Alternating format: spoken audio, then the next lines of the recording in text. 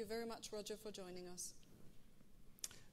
Thank you very much, Gabriela. Ladies and gentlemen, thank you for giving me the opportunity to present to you today. I'm just going to try and get the presentation going. Yeah, that's great. So obviously, hopefully, many of you, if not all of you, know the Credit Suisse name. As Gabriela mentioned, UBS is the leader in asset management services globally. Credit Suisse is actually, we think, is the most successful, even if we're not the leader. At least that's my claim. But today I wanted to focus on presenting my side of the business for a very specific reason. My side of the business is basically a private equity focused business that has been active in the GCC region for more than 14 years. I personally have worked in the region for more than 16, 17 years. Actually lived in Saudi for a couple of years as well. And know firsthand some of the challenges, but as importantly, the opportunities that the GCC region has to actually continue to grow and develop into world-leading economies, matching the OECD countries in the West, as well as Switzerland and other emerged markets. And with that thought, after our legal disclaimers, given we're a Swiss bank and have to be very careful about what we share with you, our business is today $31 billion of assets under management. We are one of the market leaders in private equity. This is based on success in investing and return, but also in the types of relationships we have built with our clients. We've built this business on a customized basis. So unlike the large firms, the KKRs and the TPGs and the BlackRocks that you might have heard of, we actually specialize in creating fit-for-purpose investment programs for our clients. And this is something that has been very, very successful and resonated really well with our GCC-based clients, as I will elaborate in a few minutes. And obviously, we've based the business around a very strong team. The team is about 120, 130 professionals globally with a very strong investment background. The average experience amongst the partners is more than 15 years of investment experience. And we have built a very transparent platform that provides a wealth of information and interaction with our clients globally. So as I mentioned, we are a solution-based business. We are trying to find solutions for our clients' problems. And historically, within the GCC region, we've had, when we started in 2000, 2001, we were always approached with, actually, we like doing private equity, but we want some nuances and some specific requirements as part of those programs. So, for example, clients wanted us to invest locally. Some of them wanted us to invest financially, but also strategically. Some of them wanted us to invest in structures that fit their religious beliefs from an Islamic perspective, or even beyond that, invest in very specific sectors that were very relevant to their family holding activities or the market needs around them.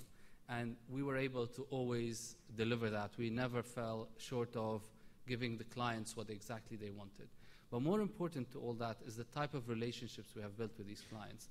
I think there was quite a few questions around cross-fertilization and knowledge transfer, as well as technology transfer. But specifically on the knowledge transfer side, the way we see ourselves is that we are really part of the fabric of our clients. So over time, we want to help the clients, and you can see a broad set of names there, and I'll touch on a couple of them. We see ourselves an extension to the client's capabilities.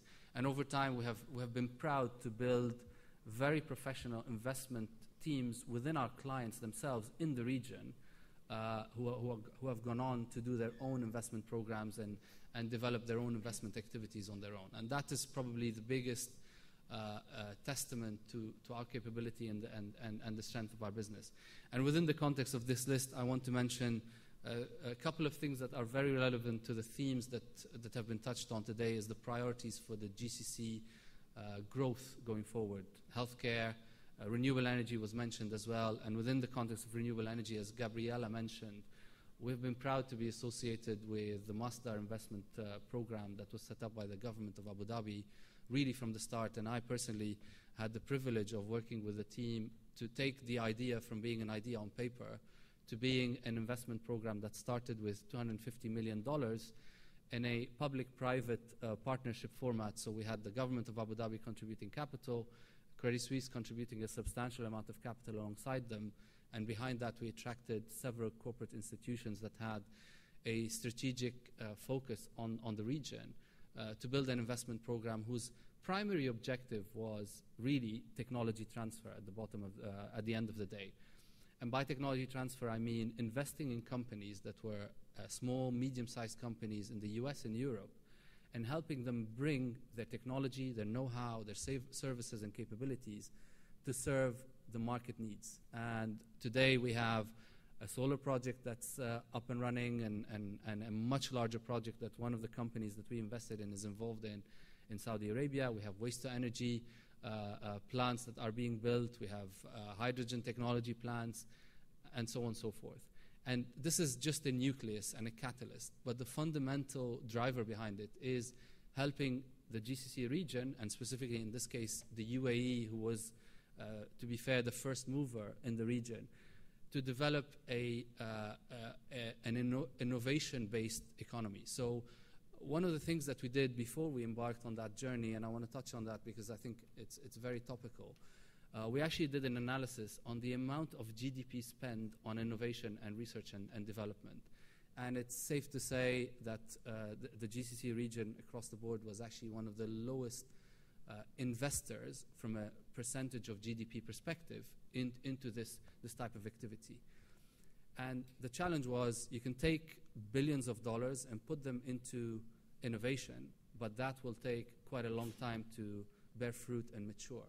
So the alternative is to basically supercharge this innovation process by investing in technology transfer and using that as the base to build up a local human talent, which is very available. I mean, the majority of the population in the GCC, as many of you know, is 25 years and younger.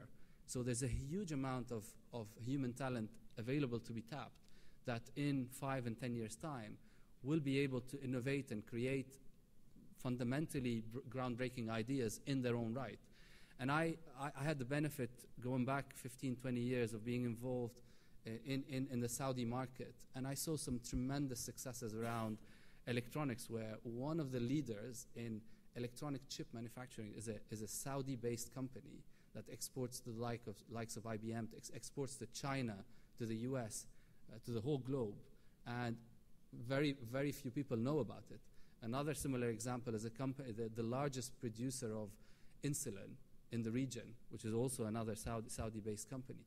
And these are real examples of how you can actually take a technology that was developed and matured in Europe or the US and actually build around it a strong, capable organization that can service its market and over time continue to innovate and develop.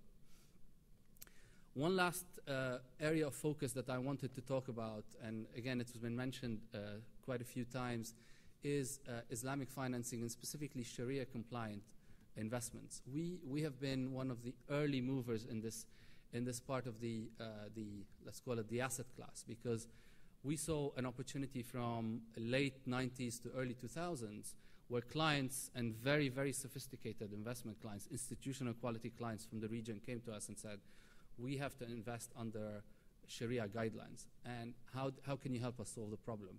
And obviously being customized, we didn't say, sorry, we can't help you. We actually invested the time and the effort to develop very innovative solutions that can meet those requirements while still achieving the institutional investment management requirements that as an organization we pride ourselves in delivering. And I'm not going to touch on this because I've touched on it about our approach. Happy to take questions later. But really, to give you some examples about what we've done in Sharia, this has spanned investing from investing in real estate programs all the way to investing in private equity, as in investing directly in businesses, as well as investing in funds that invest in businesses. And this has been a very, very successful part of our business, where today we manage close to $1 billion of Sharia-compliant programs within our $31 billion, and we continue to grow and develop that. Obviously, the challenges that, or the political challenges that have faced the periphery of the GCC have caused some slowdown in the potential opportunities to look at, but we still think on the long term there's a very sustainable and healthy Islamic financing and Islamic investment opportunity that will only continue to grow as people realize that there are viable solutions that meet their needs. And with that, I would like to thank you again for listening, and we'll happy to take questions later at the end. Thank you very much.